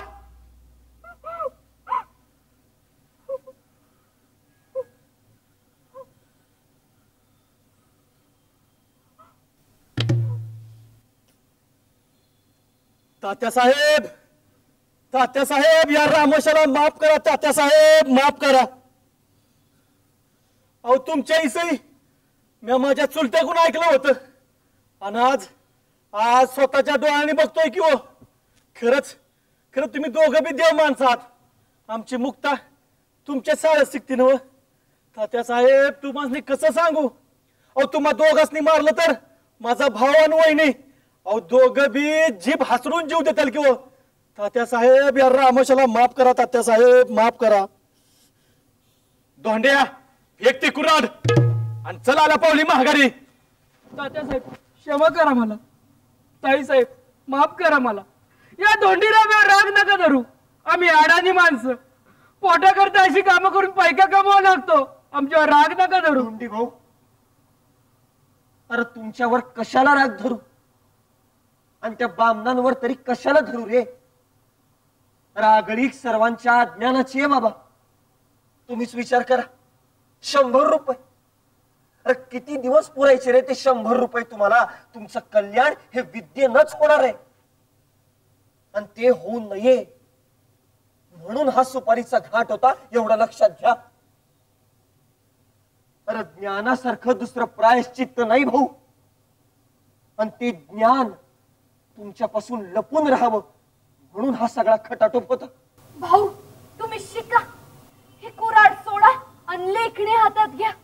लिहा वाचायला शिका. विद्येचा विचार करा माझ्या भावंडांनो, विद्येचा विचार करा. तर दुर्दशा ती अविद्येपायी, कुऱ्हाड ती अविद्येपायी. विद्ये विना मती गेली, मती विना नीती गेली, नीती विना गती गेली, गती विना वित्त गेले आणि वित्ता विना शूद्र खचले. एवढे अनर्थ एका अविद्येने केले.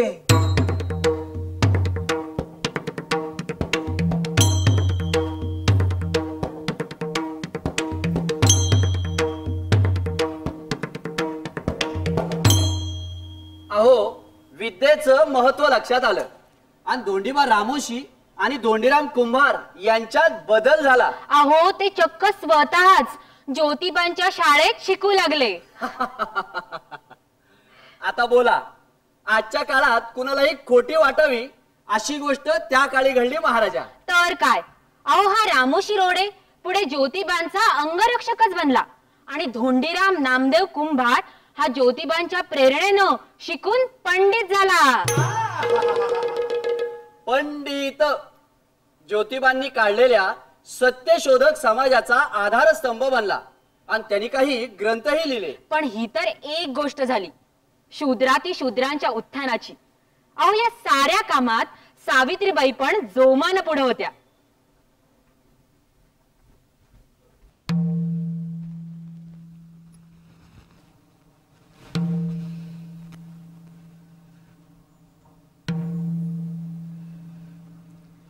ताई ताई सावित्रीबाई आल्या आहेत.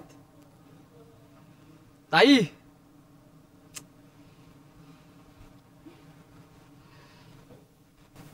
काशीबाई बरं आहे का? प्रकृती कशी आहे तुमची? काही त्रास?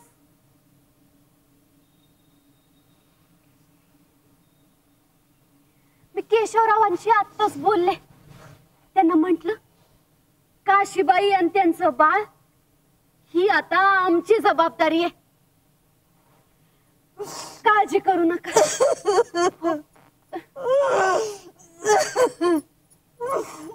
काय होऊन बसला माझ्या हातून? तुमच्या हातून? अहो तुमच्या हातून नाही काशीबाई, तुमच्या हातून नाही. अहो त्याच्या हातून, त्या बाजार पुणग्याच्या हातून. आता त्याला तोंड उघडून स्वतःच कर्तृत्व कबूल करतायत नाही त्या बाजार पुणग्याच्या हातून. काशीबाई बाईचं जीवन असं सगळ्या मान अपमान सगळी शरम त्याची एकट्याची. फार दुःखी होऊ नका. झालं गेलं गंगेला मिळालं. आता मी तुम्हाला आमच्याकडे घेऊन जाणार आहे. तिथं तुमची सगळी सोय होईल. खरंच काळजी करू नका. तुमचं अपत्य आता फुल्यांचं अपत्य आहे. उपकार झाले ताई. उपकाराची भाषा करू नका. या सावकाश. तुम्ही निघायची तयारी ठेवा. आम्ही येतोच. हा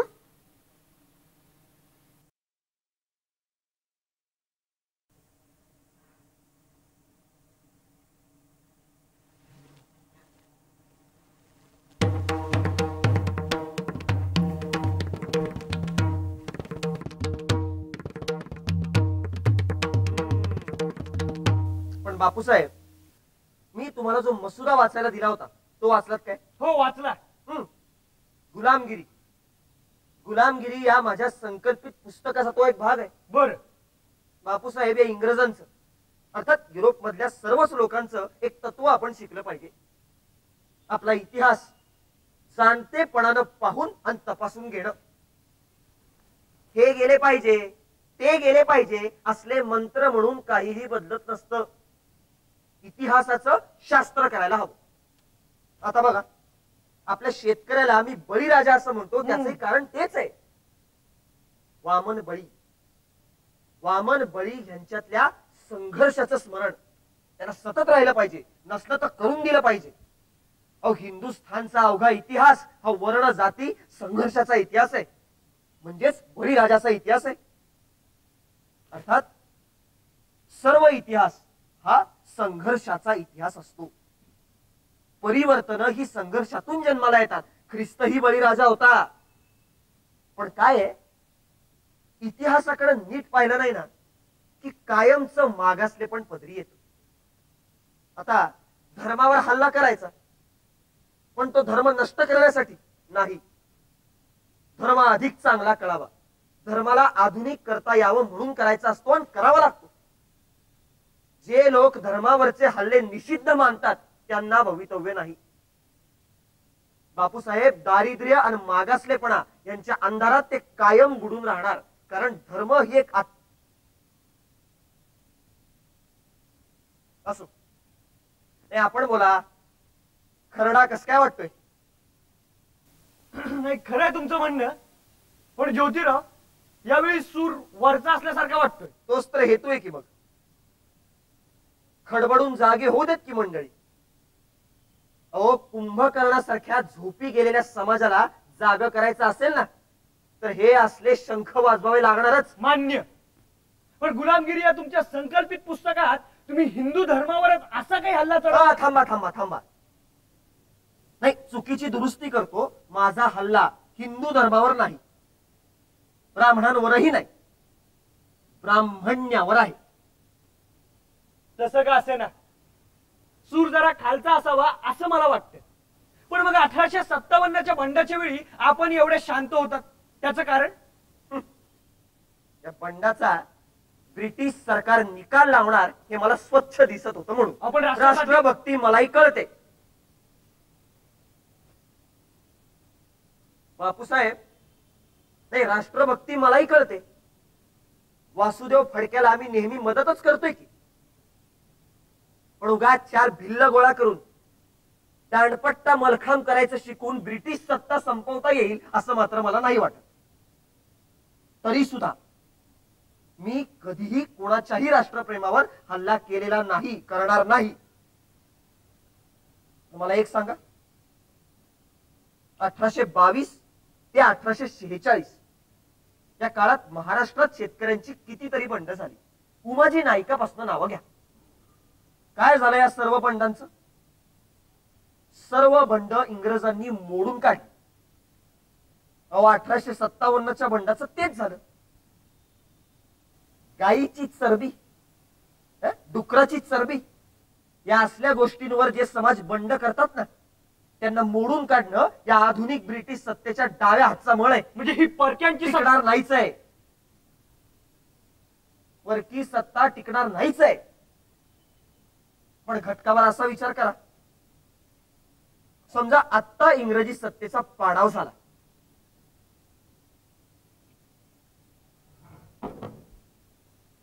तर पुन्हा राज्य कोण करील? नाही, कोण करील राज्य? दिल्लीत मुघल आणि पुण्यात आमच्या उरावर पेशवे. म्हणजे ज्यांच्यामुळं भारतीय स्वातंत्र्याचा लोप झाला, पारतंत्र्याचा अंधार आला, त्यांच्याच गळ्यात राजसत्तेची माळ नव्हे, हे बंडवाले तेच करायला निघाले होते. किती अडाणीपणा! आणि अडाणीपणा हा मार खातो, नेहमी खाईल. हे सांगायला या फुल्याची काय जरूरत आहे? म्हणजे तुमचे म्हणणे आपला हा समाज आधुनिक व्हावा, समाजातील जाती वर्ण व्यवस्था कोलमडून पडावी, त्यानंतरच काय तो या ब्रिटिश सत्तेचा लोप व्हायचा. तोपर्यंत आपण सर्व थांबवायला हवा, असाच ना ज्योतिबा? त्रिवार नाही, त्रिवार नाही.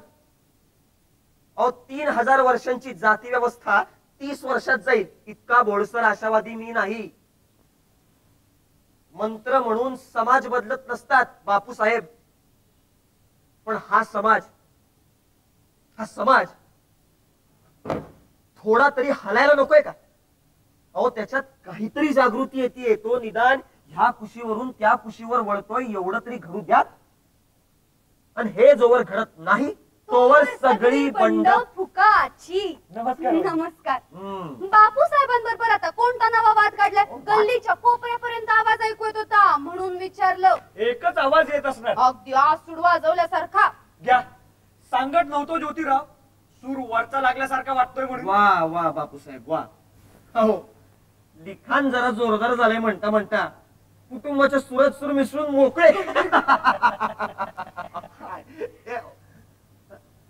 अरे नमस्कार. नमस्कार. काय थत्ते साहेब, नाही अशा अचानक आलात? हा, एक गंभीर समस्या आहे. बोला. ते केशवराव गोखले, शुक्रवार पेठेतले, त्यांची बहीण काशीबाई 2 वर्षापूर्वी विधवा झाली आणि आता ती अडचणीत आहे. अहो, पण मग यात नवीन ते काय? काशीबाईंना जाऊन भेटले मी, म्हणूनच शाळेतून परत यायला उशीर झाला. काशीबाईंना घरी घेऊन यावं म्हणते मी. आणि त्यांचं बाळणपण इथंच करायचं. आणि त्यावरून माझ्या मनानं पक्क केलंय की आपण अशा अडचणीत सापडलेल्या विधवांसाठी एक आश्रम उघडायचा. शूद्रातिशूद्र जसे महत्वाचे तशाच या अनाथ अबलाई महत्वाच्या आहेत. हो, त्यांची मुलं ही आपलीच मुलं आहेत, नाही का? काही चुकलं का माझं? छे छे, सावित्रीने भरून पावलं. इतकी शहाणी बायको, इतकी विचारी बायको मला मिळाली, मला धन्यता वाटली. वा, अगं विधवा विवाह झालेच पाहिजेत. त्या ठाम मताचे आपण आहोतच की. पण आता अनाथाश्रमही आपण सुरू करूया. नक्कीच. बाल हत्या प्रतिबंधक गृह अशी पाटी तयार करून त्यावर इथं सुरक्षितपणे बाळंतपण होतील आणि विधवांची आणि त्यांच्या मुलांची काळजी घेतली जाईल असं लिहिते. वा, अलबत. आणि काशीबाईंच्या बाळाचं स्वागत या वाड्यात आनंदानं करूया. जरूर.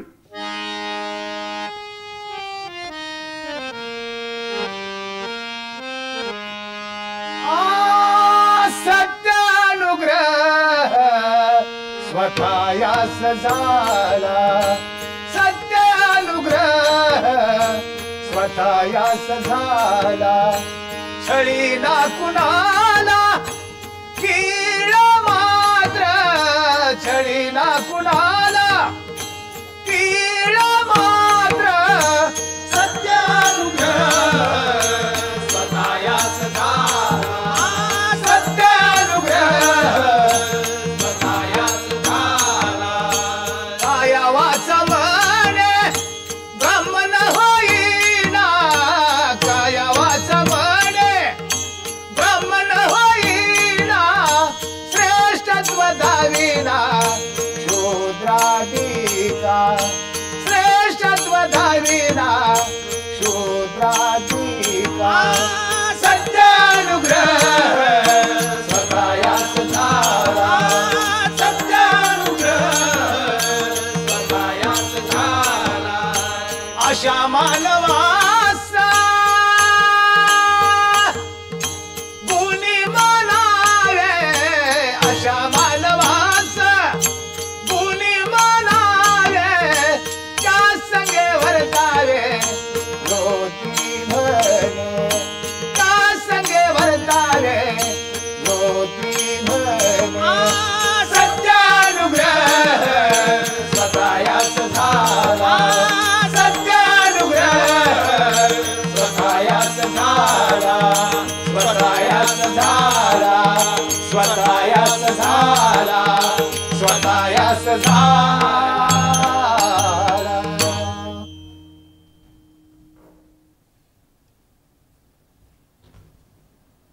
तर सावित्रीबाईंनी आणि ज्योतिबांनी अनाथ आश्रम काढला. कळवळा हा फार मोठा गुण त्यांच्या ठाई होता. आता सहज जाता जाता आठवली म्हणून एक गोष्ट सांगू काय. अहो, ज्योतिबा आणि सावित्रीबाईंना मूलबाळ नव्हतं, त्यामुळे ज्योतिबांनी दुसरा विवाह करावा असा त्यांच्या घरच्यांनी त्यांच्या मागे लकडाच लावला. या आग्रहामुळे ज्योतिबा दुःखी झाले. अहो, असल्या विचारांची त्यांना चीड झाली. नाही आबा, नाही नाही. अहो, जर एखाद्या जोडप्याला मूल झालं नाही तर एकट्या स्त्रीवर वांझोटेपणाचा आरोप करणं हे निर्दयपणाचं कृत्य आहे. कशावरून तिच्या पतीत वांझोटेपणाचे काही दोष नसतील. आणि मग अशा स्थितीत त्या स्त्रीनं मी दुसरा नवरा करणार आहे असं म्हटलं तर काय वाटेल तिच्या नवऱ्याला? अपमान वाटेल. तसाच अपमान त्या स्त्रीलाही वाटेल ना. तेव्हा दुसरी स्त्री जर मी घरी आणायची असेल तर सावित्रीनंही दुसरा पुरुष घरी आणावा. चालेल आबा तुम्हाला? मंडळी, हा प्रसंग साधारणतः 1868 सालचा आहे. म्हणजे आजपासून सुमारे 142 वर्षांपूर्वीचा. अहो, त्या काळी स्त्री पुरुष नातेसंबंधांकडे बघण्याचा ज्योतिबांचा हा लखलखीत विचार स्त्री पुरुषांच्या समान हक्काची आणि अधिकाराची ही मुहूर्तमेढ. हक्क, अधिकार वगैरे बोलायला सोपं असतं, पण कृतीत आणणं महाकठीण. अशा वेळी ज्योतिबांचं बोले तैसा चाले त्याची वंदावी पाऊले म्हणणाऱ्या तुकारामांशी नातं जुळतं. अगदी खरे.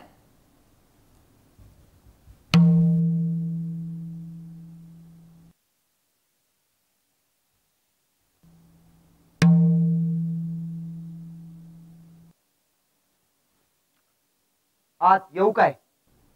अरे वा, नमस्कार. नमस्कार. या ज्योतिराव, या बसा. अगं रावसाहेब,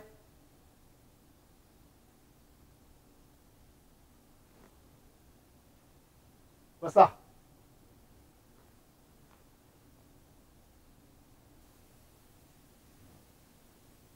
झालं ज्योतिराव, आज तुम्ही चालात.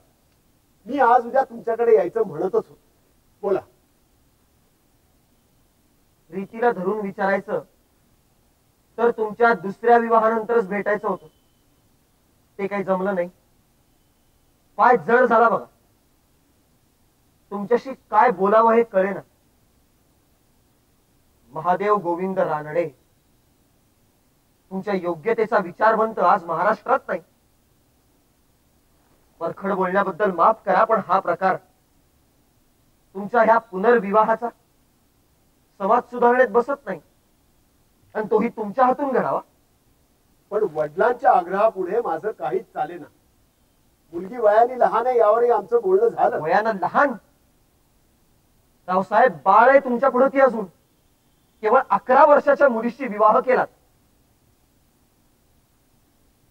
गोविंदराव फुले रागवले तर ज्योतिबा घर सोडतात, आणि गोविंदराव रानडे रागवले तर महादेवराव तत्व सोडतात. असो, आता अजून एक प्रसंग आलाय तुमच्या सत्व परीक्षेचा. बहिणीचा पुनर्विवाह करणार का नाही? खरंय तुमचं म्हणणं. ह्या सत्व परीक्षेत माझं काय होणार आहे हे मला दिसत नाही असं तुम्हाला वाटतं? माझ्या बहिणीसाठी माझं अंतःकरण तीळ तीळ तुटत नसेल? पण तुम्हाला काय सांगू ज्योतिराव, सगळ्या गोष्टी आपल्या हाती नसतात हेच खरं. रावसाहेब बहिणीचा पुनर्विवाह करणार आहेत असा बोलबाला पुण्यात केव्हा सुरू झालाय? त्यात जो तो मला उपदेश करू लागलाय, दम देऊ लागलाय. खर तर बहिणीच्या पुनर्विवाहाबाबत मी अजून ब्र देखील काढलेला नाही. पण पाखंडी म्हणून बदनामी झाली की असं होत असावं. मग किमान पक्षी आपलं पाखंडी पण तरी सिद्ध करा. हे देखील माझ्या हाती नाही हे तुम्ही सुद्धा मान्य करा. अहो, माझी बहीणच पुनर्विवाहाला तयार होत नाही.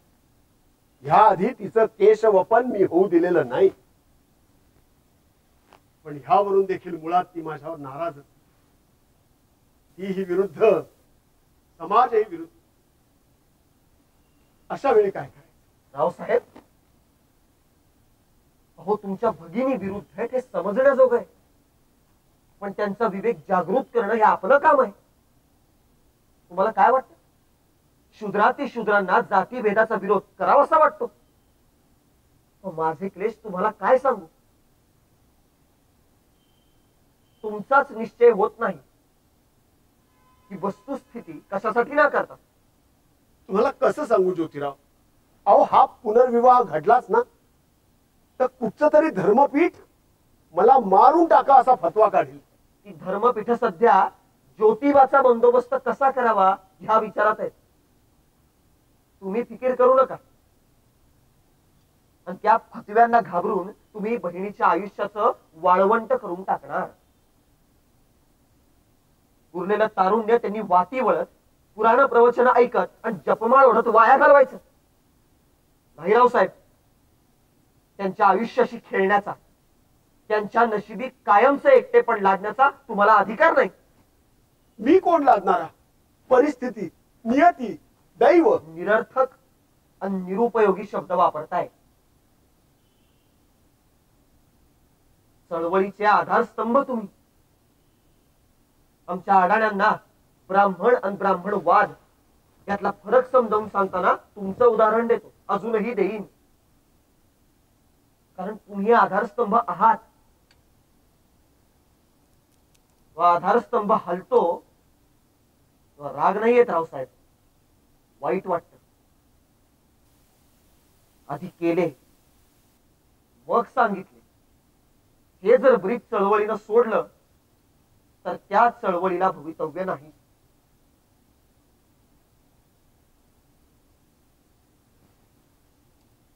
पुण्या अधिकाची माफी असावी. भगिनींच्या पुनर्विवाहाचं काही करायचं ठरवलं आणि कसल्याही प्रकारच्या सहाय्याची, संरक्षणाची जरुरी भासली तर या ज्योतिबा फुल्याला हाक मारा, येतो.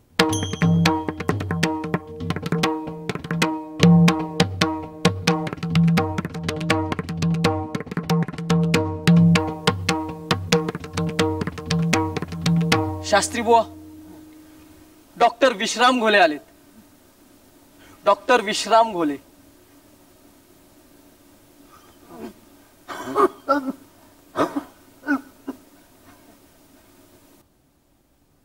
शोधून शोधून एक शूद्र डॉक्टरच सापडला का तुला? या विष्णू शास्त्री चिपळूणकराला मरण यायचंच असेल तर ते एका गवळ्याच्या हातचे औषध पिऊन आले असे होऊ देऊ नकोस. काय माझा सूड वगैरे घ्यायला निघालास का चांडाळ? काय डॉक्टर विश्राम घोले, तुमचे देव ज्योतिबा फुले त्यांची परवानगी घेऊन आलात ना? एका ब्राह्मणाला औषध द्यायला निघालात. हे जर त्यांना कळले तर शाप देऊन भस्म करून टाकतील तुम्हाला. देव देव शब्द चालत नाही त्यांना. काय काय म्हणतात? अरे काय म्हणतात? निर्मिक. निर्मिक निर्मिक काय शब्द, काय भाषा. त्यांच्या देवाला संस्कृत चालत नसणार म्हणूनच हा चमत्कारिक शब्द बनवलाय. ए गवळ्या, हात लावू नकोस. अरे तुझ्या हातचे औषध पिण्यापेक्षा विष प्यायलेले बरे. तुम्ही मंडळी ब्राह्मणांची आर्य धर्माची द्वेष्टी आहात. अरे अरे तुमच्यापेक्षा ते ख्रिस्ताव पाद्री परवडले. अरे कुणब्यांनो, मनाने तुम्ही कधीच ख्रिश्चन झालात. डॉक्टर विश्राम रामजी घोले चालते व्हा इथून. तुमच्याकडून औषध घेऊन बरे होण्याची जगण्याची माझी इच्छा नाही. एका एका एका ब्राह्मण द्वेष्ट्याकडून हा विष्णू शास्त्री चिपळूणकर औषध घेणार नाही. मला तपासतात. अरे आधी द्या ज्योतिबांचे मराठी व्याकरण तपासा.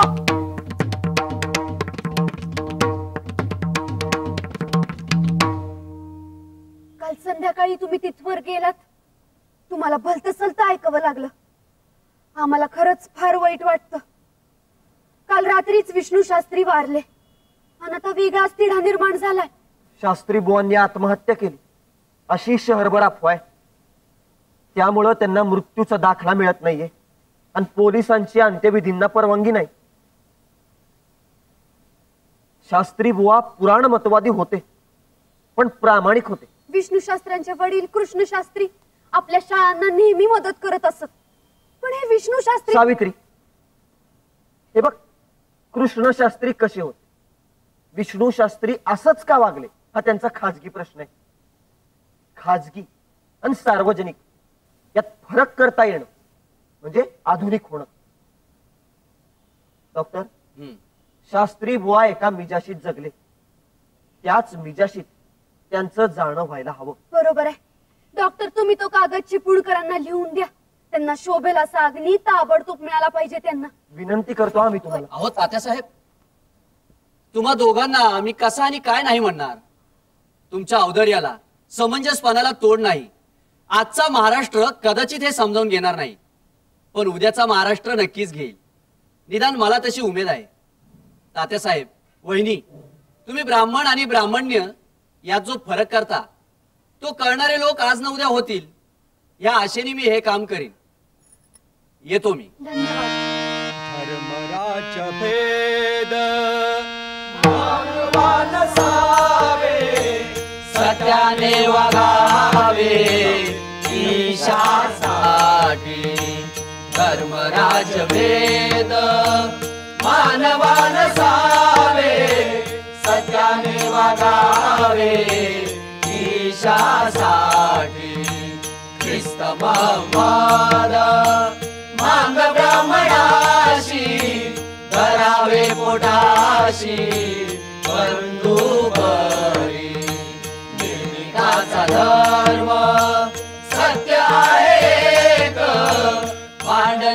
अनेक कशासाठी, भांडणे अनेक कशासाठी, भांडणे अनेक कशासाठी.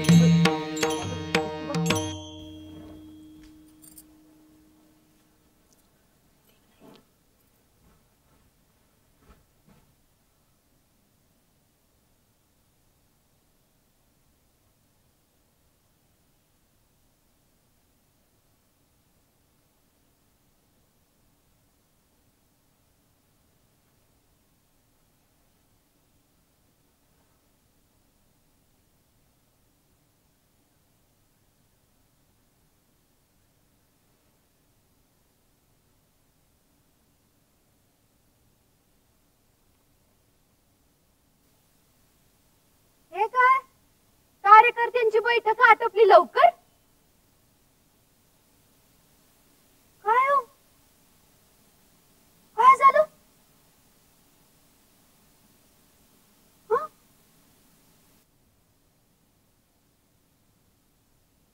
जातीचे विरोधक,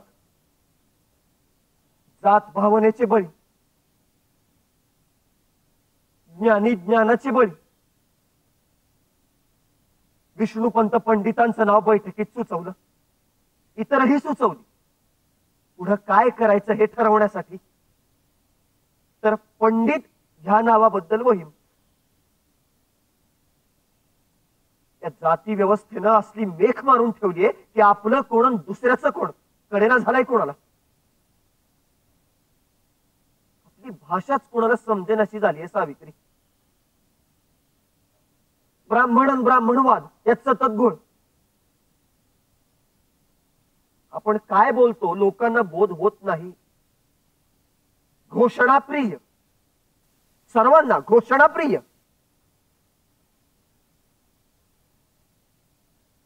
काय व्हायचं या कामाचं शेवटी? माझ्यानंतर काय होईल अशी भीती नाही वाटत. तू आहेस माझी वारसदार आहेस सावित्री तू. पण तुझ्यानंतर काय होणार प्रश्न पडतो. आपल्या यशवंतात अजून पुरेशी जाण नाही. जातींचं राजकारण म्हणजे जातींविरुद्ध राजकारण असा समज झालाय बहुतेकांचा.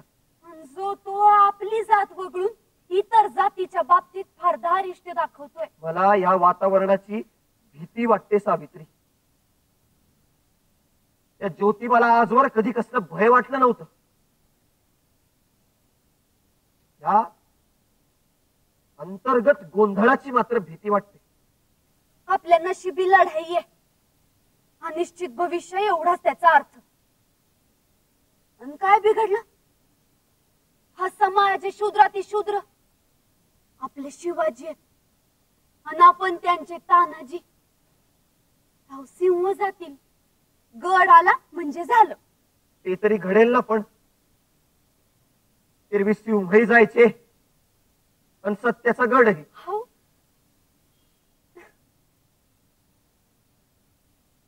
एवढं उदास कशा पाय व्हायचं म्हणते मी. सत्य शोधनाच्या वाटा फार दुर्घट. कोकणातल्या डोंगरासारख्या नवे पायंडे पाडायचे म्हणजे काय कटकटी असतात आपण बघतोच होत ना. आणि काय हो, प्रगतीची सगळी वाटचाल हळूहळूच होते. सुधारण्याचं काम असंच टप्प्याटप्प्यानं सावकाश चालायचं. असं आपल्या घरातला हा उदास पुरुषांसाठी मोकळा केला तेव्हा तुम्हीच म्हणाला होतात ना. तुमचं ऐकून ते कदाचित काही करतीलही. अहो आपण वाट तर बघूयात.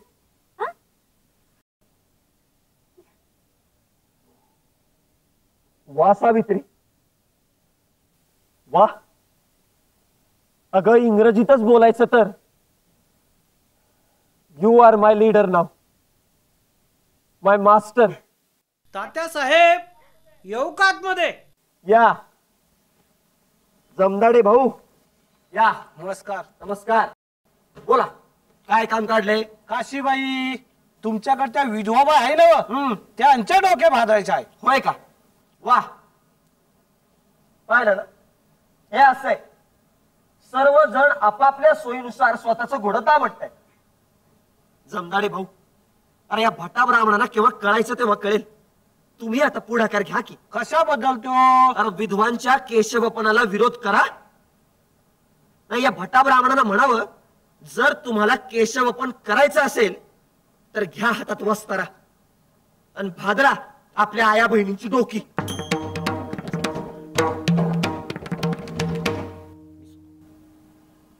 तर मंडळी, इथं आपण एक क्षणभर थांबूया. काय ज्योतिबांचं या जमदाड्यांबरोबरचं संभाषण नुसतं रिकामपणाचं नाही. अहो ही तर चक्क संपाची तयारी होती. हो ना, विधवांच्या केशवपना विरुद्धचा पुण्यातला न्हाव्यांचा पहिला संप.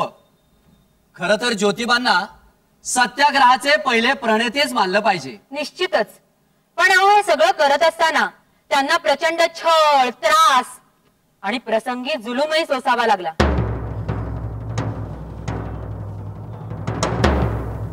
न्हाव्यांचा संप, निर्मिक ख्रिस्ती धर्म प्रसारक, हा म्हणे तृतीय रत्न, शेतकऱ्यांचा असूड.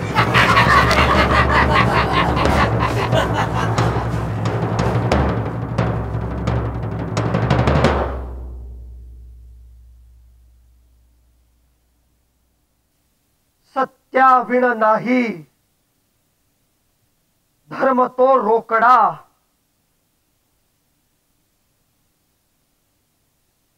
सत्याविण नाही, धर्म तो रोकडा. जनांशी वाकडा मतभेद.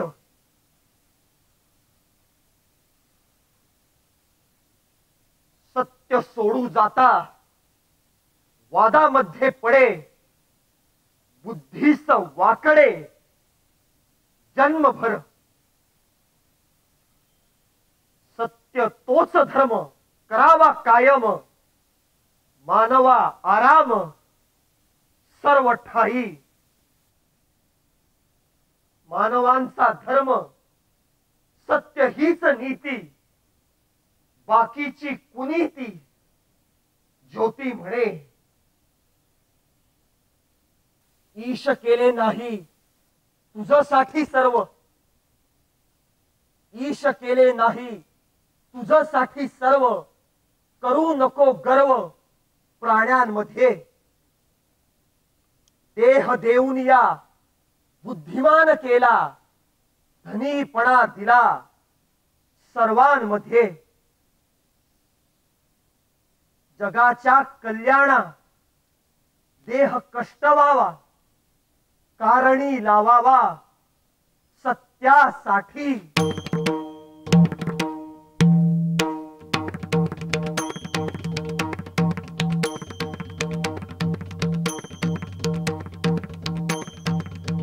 सत्याचा शोध, सत्य शोधन. आणि म्हणूनच सत्य शोधक समाज, नवा समाज, नवा विचार, नवी संघटना. जातीची संघटना नव्हे तर संघर्षाची संघटना. जाती संस्था मोडीत काढणारी संघटना. सत्यशोधक समाज. सत्यशोधक समाज. सत्यमेव जयते हे आपल्या चळवळीचं ब्रीद वाक्य आहे. आपण माणसं आहोत, माणसं आहोत, आपण जिवंत माणसं आहोत याचा विसर आपल्याला आणि इतरांना पडता कामा नये. जात पात धर्म अज्ञान यांच्या जोखडातून जोवर मुक्ती नाही तोवर प्रगती नाही मित्रांनो. मुक्ता आमची विद्यार्थिनी मुक्ता साळवे लक्षात घ्या. मातंग समाजातल्या ह्या मुलीनं लिहिलेला महारा मांगांची दुस्थिती अत्यंत महत्वाचा निबंध आहे. आणि फातिमाबाई यांनी मुसलमान समाजातली पहिली महिला शिक्षिका होणं अत्यंत महत्वाची घटना आहे मित्रांनो. कारण शूद्राती शूद्र स्त्रिया, शेतकरी बांधव ह्यांना जोवर आपण दुःखातून आणि दैन्यातून बाहेर काढत नाही तोवर आपली लढाई संपली असं आपण म्हणू शकणार नाही. मित्रांनो, प्रगती हवी असेल तर अंधश्रद्धांची आणि व्यसनांची संगत सोडायलाच हवी. थोडे दिन तरी मद्य वर्ज करा. थोडे दिन तरी मद्य वर्ज करा. तोच पैसा भरा ग्रंथांसाठी हे विसरून चालायचं नाही आणि विसरून चालणार नाही. तो आपला संघर्ष हा व्यापक हिताचा संघर्ष आहे. जाती संघर्षाची संघटना म्हणून आपण सुरुवात केली. रामय्या व्यंकय्या अय्यावारू तुकाराम तात्या पडवळ गंगाराम भाऊ म्हस्के एक ना अनेक या सर्व लोकांमुळे आपल्या कार्याचा विस्तार झाला आणि आता हा विस्तार आणखीन वाढायचा आहे मित्रांनो. कारण नारायण मेघाजी लोखंडे यांनी मुंबईत कामगार वर्ग नावाचा नवा जनसमुदाय संघटित केलाय. जातीच्या प्रश्नांबरोबरच आता या मजुरांचे कामगारांचे प्रश्नही हाती घ्यायचे. सर्वच शोषितांना बरोबर न्यायचे. शोषणात वर्गवारी करता येत नाही. किंबहुना शूद्रांचं कल्याण हे कामगारांच्या संघटनेशिवाय शक्य नाही मित्रांनो.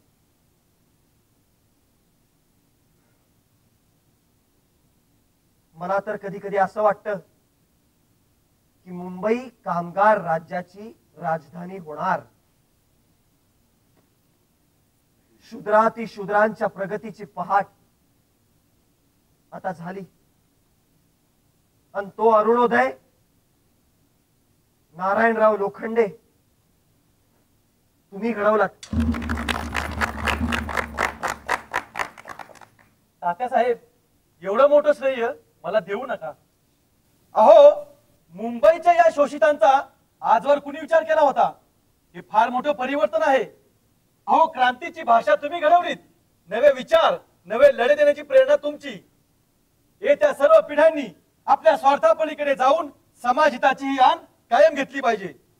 कामगार, कष्टकरी आणि शेतकरी यांच्या दुःखाचे जे प्रश्न तुम्हाला कळले तात्यासाहेब, ते कळायला लोकांना अनेक वर्षे लागतील. खरोखरच तात्यासाहेब, आपण द्रष्टे आहात. महात्मा ज्योतिराव फुले यांच्या भाकिताप्रमाणे खरोखरच कामगार चळवळ वाढली. अहो, मुंबई कामगारांची राजधानी झाली. पण ती पाहायला महात्मा फुले नव्हते. अशा वेळी वाटतं की जर फुले नसते, सत्यशोधक समाज नसता, तर हे घडलं असतं का? खरंच ज्योतिबांनी लावलेल्या या समाज सुधारणेच्या रोपट्याचा आज महावृक्ष झालाय. मात्र या वृक्षावर कीड पडू नये याची काळजी आपणच घ्यायला हवी. अहो, जातीचं, धर्माचं आणि आर्थिक भेदाचं राजकारण वाढत चाललेल्या आजच्या या कालखंडात ज्योतिबा सावित्री सारखी माणसं आपल्याला विवेकाचा मार्ग दाखवतात. आणि या विवेकाचं भान सुटू नये म्हणूनच तर या सत्यशोधकी जलशाचा घाट आम्ही घातला होता. तेव्हा मंडळी, आपण हा प्रपंच शूद्रांना ज्योतिबांविषयी काय वाटलं याची आठवण काढून इथंच थांबूया. मोतीराम तुकाराम वानखेडे यांनी 1911 साली लिहिलेलं सत्यशोधकाष्टक म्हणूया.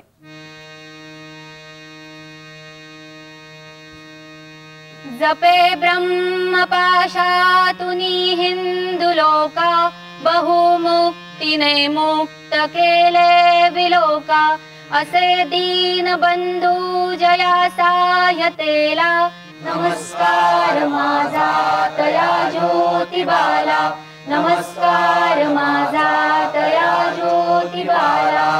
जगे मानवी हक्क ते सारखेच, वधे सर्व लोका हा एक तोच. करी यत्न जो सत्य शोधावयाला, नमस्कार माझा तया ज्योतिबाला, नमस्कार माझा तया ज्योतिबाला.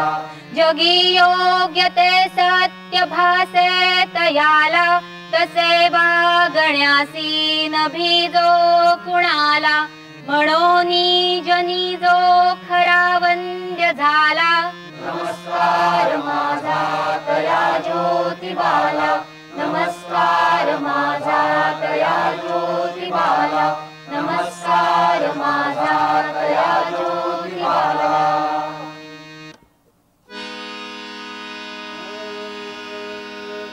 लई नाही मागन लई नाही मागन लई नाही मागन लई नाही मागन ज्योतिबाची याद ठेवणं समाज क्रांतीनं सोडणं ज्योतिबाची याद ठेवणं समाज क्रांतीनं सोडणं